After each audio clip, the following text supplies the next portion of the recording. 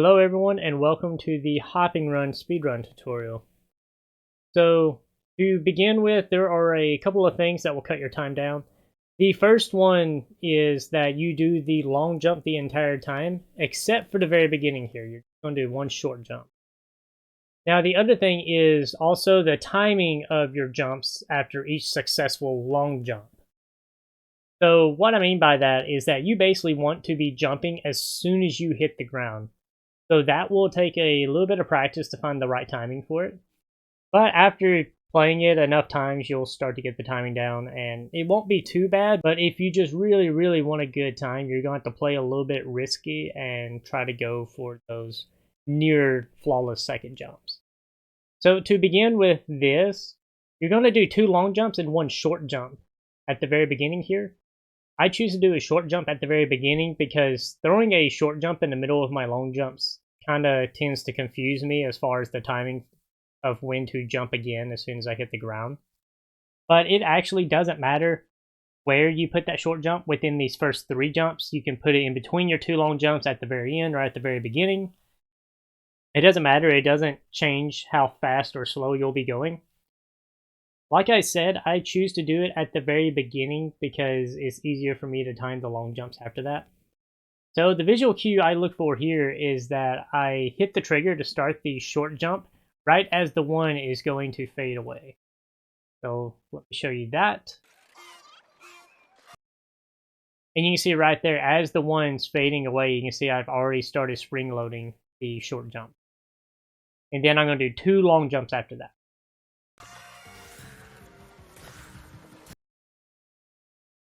Now, there's something really interesting to note here. You do not have to wait for this switch to go all the way down before you can do your next jump. As soon as you touch that switch and it starts going down, you can go ahead and start jumping off of it. And there is something else very important I want to note. You will need to land in a good spot so that way you do not get hit by this platform that's bouncing up and down as this next section comes out after you hit the switch. A good place I like to land is right on that little silver outline edge of this red circle. And if you land right there, then even if you go as fast as you can, you will not hit that next platform and mess up your jump. Because if you're a little too close and you do hit that platform, more than likely you're not going to make it onto the platform that's a little higher than the one after that. And you will need to land on that in order to make the next jump. And that's the platform I'm talking about right there. See how it kind of jumps up in the air whenever that part of the course comes out?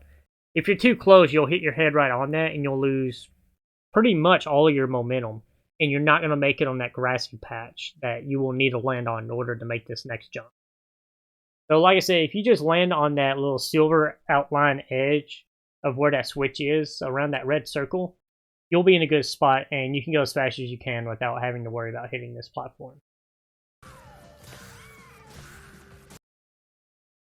And again, with this switch, you can jump as soon as you land on it. There's no particular place you need to land on this switch, just as long as you land on it and jump off of it in a good time, you'll be fine. And you'll jump on these next 2 parts, and strangely enough, it feels like you can jump a little sooner than normal off of these 2 little metal platforms that come out. But it won't be much sooner, but it is something to note.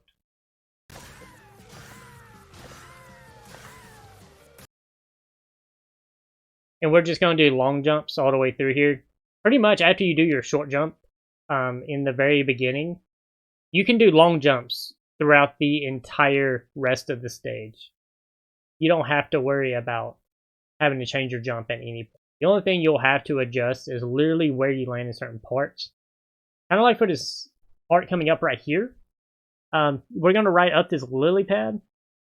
About the best place I found you can be and not hinder yourself and be in a really good spot to continue going and shaving off time.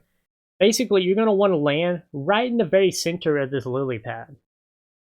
And you won't be so close that the corner will catch you and mess you up, and you won't be so far away that you'll miss the button that you're going to have to hit. Because you're going to need to hit 2 metal buttons back to back.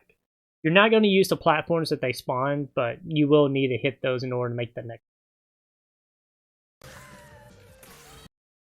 As you can see, I'm kind of fairly centered there. And about the visual cue I use for when to jump is right as the lily pad starts going past this ceiling is whenever I will jump to the metal button.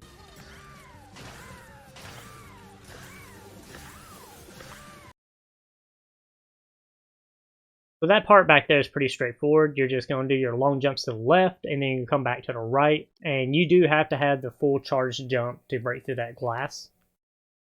This next part can be a little tricky.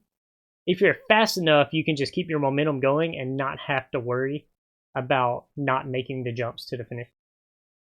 So right here, we're going to land on the switch, and I'm going to wait till it gets about to the very top before I start jumping. Because if you jump any sooner, you'll catch a corner and it'll slow you down tremendously, and you may not be able to make it to the end. And even if you do make it to the end, you'll lose time. So about right there, you see I jumped just before the switch rises to the very top. So just do 2 long jumps and you'll make it onto this platform on the far right side.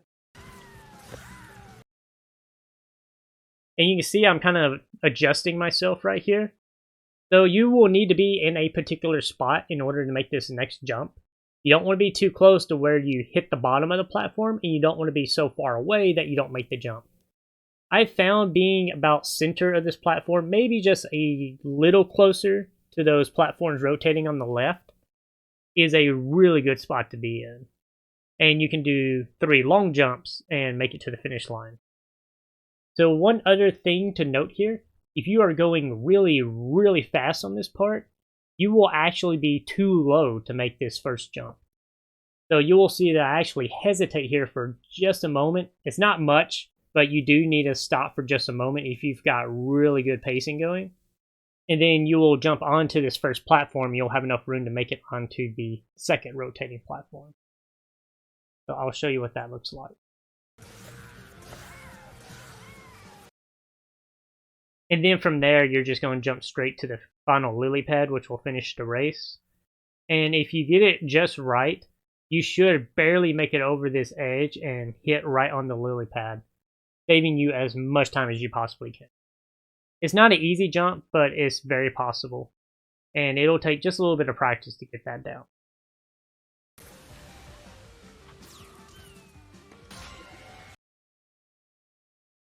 And that's all the tips that I really have to give you on this stage. Like I said, I don't really have like optimal routes or anything like that to really help you. All I can pretty much do is show you the jumps I make and tell you that really you just have to practice your timing on getting those jumps just right as soon as you hit the ground to keep your momentum going and to keep your pacing up. So that will take a little bit of practice. And also the timing of your long jumps in certain situations. But yeah, if you get it all right, you can just do long jumps all the way to the very end after you use your short jump at the beginning. So let me just go ahead, take this back, and show you the entire run.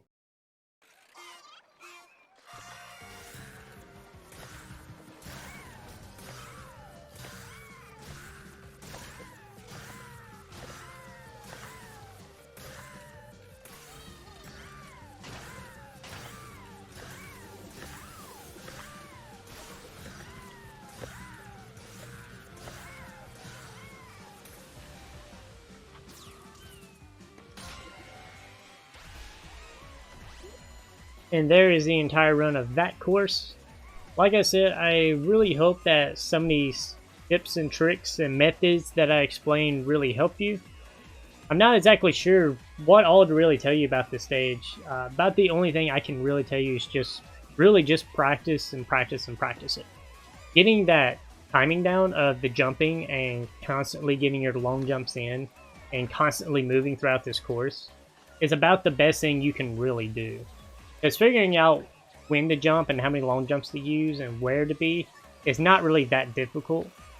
So all you can do is just keep trying to cut down your time. So with that, I hope that this video helps. I hope you can cut down some of your time with it. So with that, I will be signing off. So take care. Good luck.